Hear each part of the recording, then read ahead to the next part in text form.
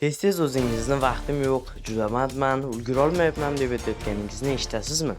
Lekin telefoningiz doim yoningizda.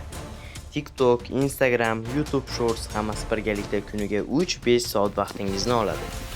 Tasavvur qiling, shu 3 soatni kitob o'qishga sarflasangiz, 1 yilda 50 dan ortiq kitobni tugatishingiz mumkin.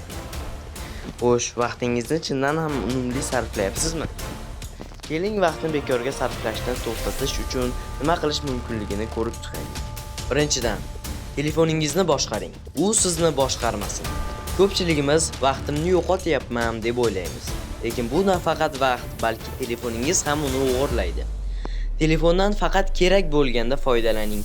Undagi vaqtingizni cheklang. Masalan, Instagramni faqat zarur bo'lganda tekshiring.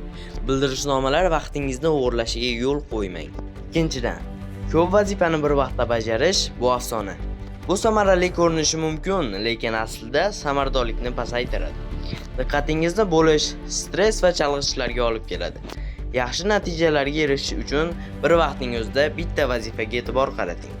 Kompyuteringizda ishlayotganingizda boshqa ilovalarni yoping va faqat shu vazifaga e'tiboringizni qarating. Uchinchidan, vaqtni yo'qotishingizning boshqa sabablarini tushuning.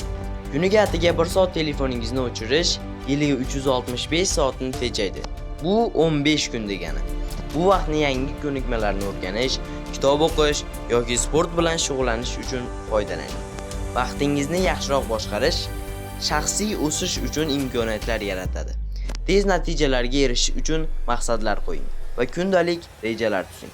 Va nihoyat oxirgisi, har daqiqada qaror qabul qiling. Vaqtingizni qadrlang deyish oson, lekin har bir daqiqani qanday o'tkazishni hal qilish juda muhim.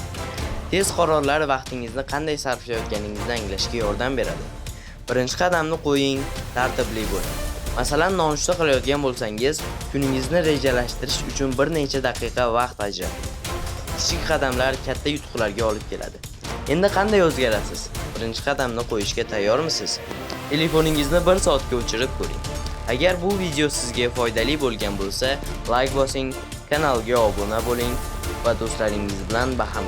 Bizni kuzatib boring, baxtli bo'ling.